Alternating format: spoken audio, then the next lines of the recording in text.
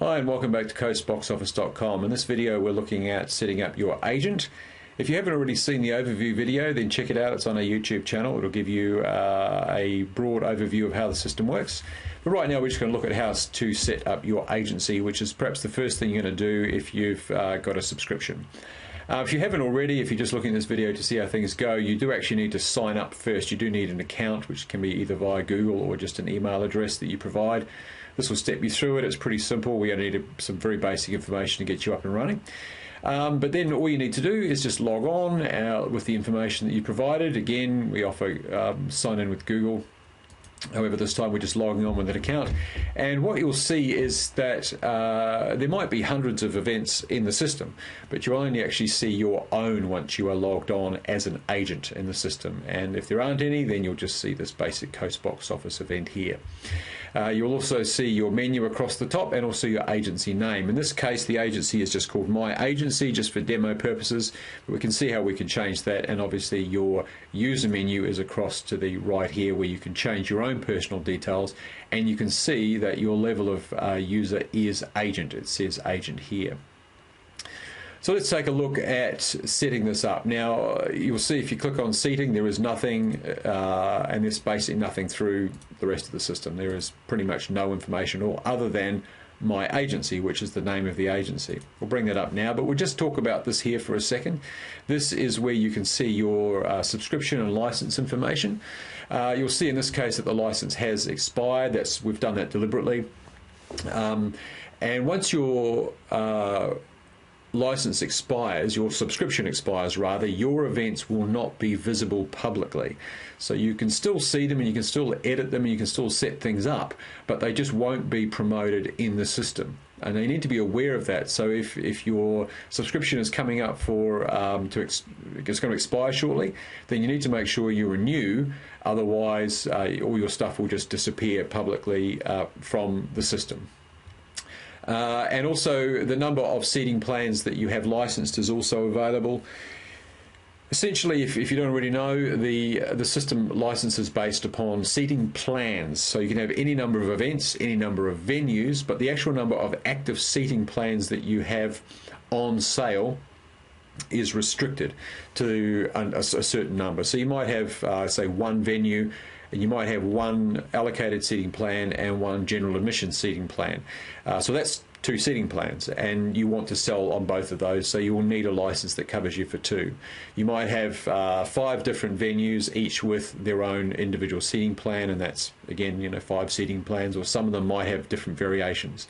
You might have different seating layouts that you want to put into place for different shows or events, and you can do that as well, but each of those is a separate seating plan. So let's have a look.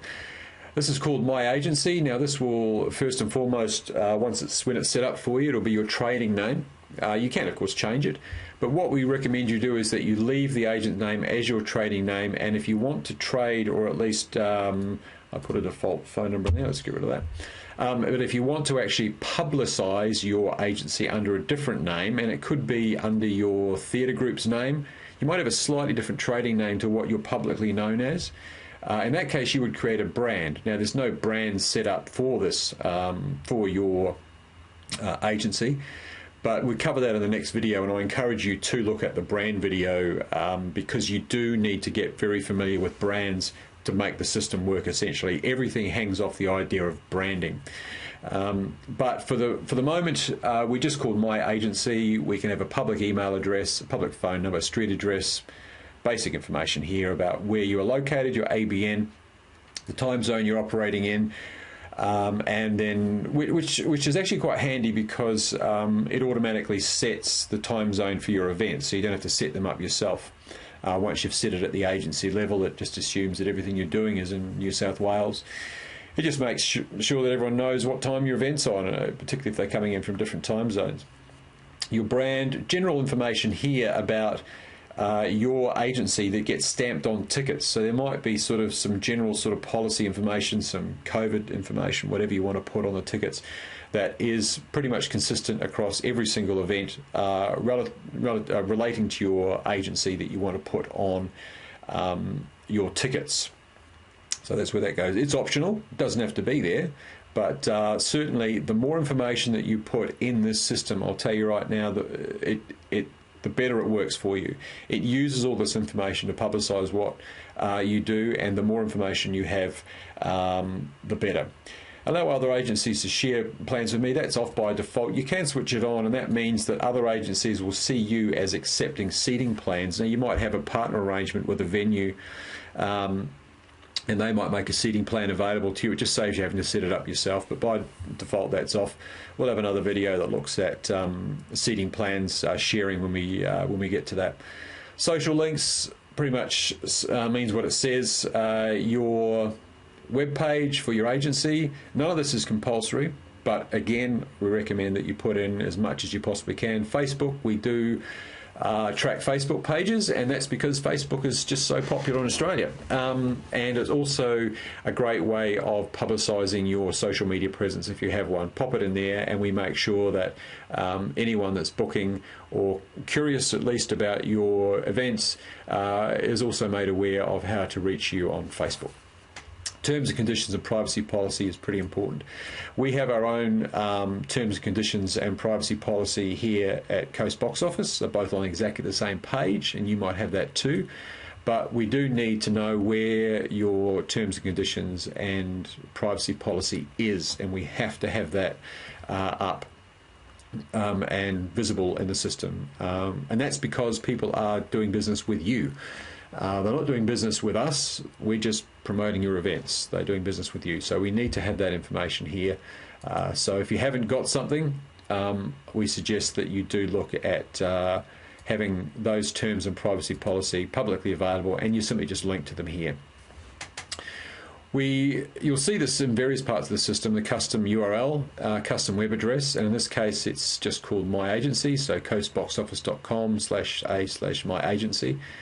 We can copy that, and then you can just use that link in anywhere. You can push that link onto your Facebook page, onto your Twitter page, Twitter profile, onto your every booking that you push people to. And what that will do is it will push people to your page on coastboxoffice.com and only show your content. Now, you can change this, but we don't recommend you do it that often, because of course once you change it, the old custom link here will no longer send anyone anywhere. So if you've already promoted it, it's going to die. So we do recommend that you think of something that you want to stick with, and put that in as your custom URL before you start publicising it. But that's a great shortcut way on the internet of just bringing people straight to your page. They don't see anyone else's content, they only see your stuff, and they can then do business with you. On the payment side of things, this is pretty straightforward. It defaults to cash EFT only, and that's really if you're just going to be operating a box office and taking cash when people turn up to the door sales. And it's easy. We don't really track anything, but it does mean that people can't book online. They can still see your events, they can still see your exhibition dates and times, they can still see all that. They just can't buy a ticket online. They have to actually pitch up. And that assumes that you have your own EFT system in place, or your own means of taking money or whatever, and you do it yourself. Dead easy. The prefix here, order prefix, is just a way of identifying these order numbers in the system. And like whenever someone buys a ticket using the system, even if it's cash, it will still create an order for them if you want to. You don't have to, but certainly if you want to track your orders and number of patrons, and also collect their information. I think that this is really valuable stuff for you, is to collect the information from, or some information from, people that come to see your events, so you can contact them in the future. It's just the prefix there that goes on the actual transaction.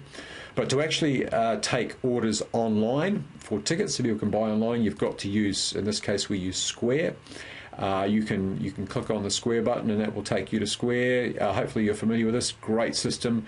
They have some awesome point of sale devices. But this basically allows us to operate as a third party on your Square account, and all you've got to do is just click the connect to Square. I won't go through this process with you now because it's dead simple. It just opens another box that you can, which is currently off screen, That's because it contains some information that we don't want to show you, obviously. And once you log on, it will then just come back here and you're connected.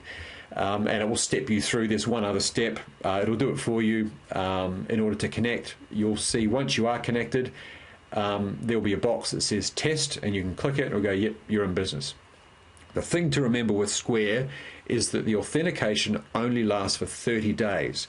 Now, we'll tell you this when you do connect to Square, but it does mean that you have to maintain that. And Square recommend that every week that you come back here and click. We will, once you're connected, we have a little button here that says re-authenticate. You just click it once and you're done. And all that does is that just says to Square, yep, I'm still connecting as a bona fide Square user. And it's a bit of a pain, to be honest, but that's the way Square do it. And I think that in the general scheme of things, it's actually very, very prudent of them to do that. That you do need to continue to, you know, once a week, once a fortnight, but certainly don't leave it to the last day to do. Otherwise, what will happen is that the authentication will stop and you can no longer sell tickets online. You'll still see your listings, but people won't be able to buy the tickets online until you re-authenticate with Square. So that's just the way Square works. It's a great system, and it does require you to just come back in here and just maintain that. And you will see that once you connect to Square, up here the status will say connected to Square, and it will start bugging you to say that you need to hit the re-authenticate button. And honestly, it's a 10-second task, you know, once a fortnight or once a week to do, to keep your Square, to keep CoastBoxOffice.com connected and authenticated on your Square account. And that's the only thing you have to do. So that is agency in a nutshell. Once it's set up, it's basically forget about it, with the exception of that Square stuff we just talked about. But essentially, it's very, very basic information. The next thing, have a look at branding, because branding ties in with your agent. And I hope you enjoyed the video. Thanks.